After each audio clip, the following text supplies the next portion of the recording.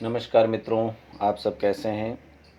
मुझे बहुत खुशी है कि आपने मेरे आरएएस को लेकर बनाए गए पुराने वीडियो देखे, सुने, समझे और बहुत बेहतरीन कमेंट किए हैं। लगभग जितने भी प्रश्न आप लोगों द्वारा पूछे गए, मैं सारे प्रश्नों का जवाब देता गया हूँ। लगभग सभी कमेंट्स का रिप्लाई भी मैंने दिया है, लेकिन 2-3 कमेंट्स ऐसे आए हैं जिनका मैं रिप्लाई नहीं कर पाया था और जिनका रिप्लाई बहुत ही सेंसिटिव था, तो मैं कमेंट्स पे नहीं किया क्योंकि लंबा रिप्लाई था। तो आइए उन कमेंट्स का रिप्लाई जान लेते हैं। कुछ बच्चों ने मुझे पूछा था, स्टूडेंट्स ने, कि आरएएस बनने के लिए कितना पढ़ना पड़ेगा, कौन सी बुक चाहिए, कब से शुरू करें, क्या एजुकेशन क्वालिफ़िकेशन चाहिए, शैक्षिक योग्यताएं क्या चाहिए।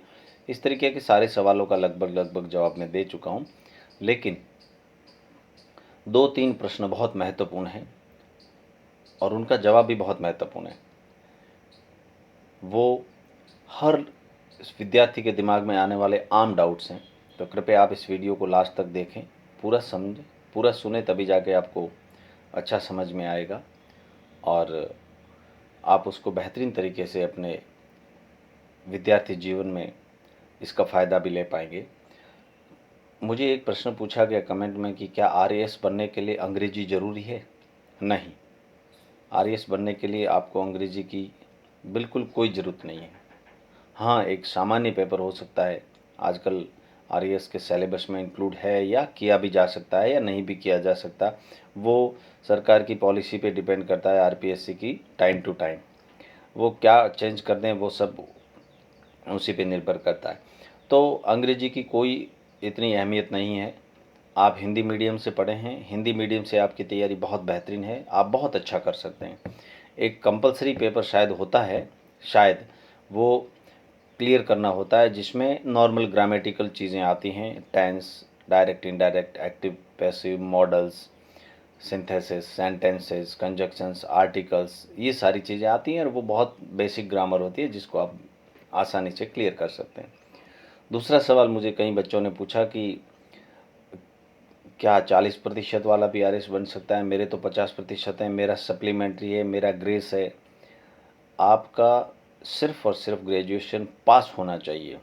आप ग्रेस से पास हैं, आप सप्लीमेंट्री से पास हैं, आप रिपीट करके पास हुए हैं, आप कैसे भी पास हुए हैं, आप ग्रेजुएशन कंप्लीट होनी चाहिए किसी ऑथोराइज्ड यूनिवर्सिटी से। आप आरएएस के लिए एलिजिबल हैं, कोई प्रतिशत का दायरा नहीं है। तीसरा प्रश्न मुझे कई बच्चों ने पूछा गया कि मैं दिव्यांग हूँ, मैं क्या आरएएस कर सकता हूँ। जी हाँ, आप दिव्यांग हैं, आप कर सकते हैं।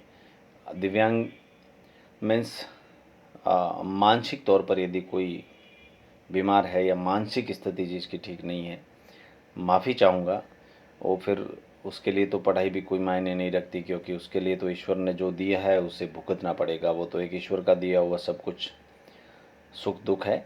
लेकिन जो हाथ से, पैर से या आँख से या किसी और अंग से सामान्य रूप से नॉर्मल दिव्यांग है और पढ़ने में अच्छा है, तो उसके लिए हमारा संविधान बहुत पावरफुल है और उन्हें सुविधा देता है, उन्हें आरक्षण भी देता है। तो आप दिव्यांग हैं तो भी आप बहुत बेहतर कर सकते हैं। आपके लिए रिजर्व्ड कोटा रहता है, आपको एक स्पेशल चांस दिया जाता है कि भगवान ने आपको जो दिव्यांगता दी है उसका हम भी आपको हेल्प करते हैं। इस तरीके का एक आरक्षण की सीट रहती है, आप उसके थ्रू आप बहुत अच्छा कर सकते हैं। वो समय समय पे गवर्नमेंट की पॉलिसी कब चेंज होती है, क्या होता है, वो आप न्यूज़पेपर में देखते रहें। कितने प्रतिशत कोटा आता है, किस किस पोस्ट पे कोटा आता है, वो एम्प्लॉयमेंट न्यूज़ में ही निर्धारित करना है। Thank you. और मुझे उम्मीद है कि आप और भी आगे बहुत बेहतरीन कमेंट्स करेंगे, जिनका सवाल मैं अगले वीडियो में दूंगा। धन्यवाद।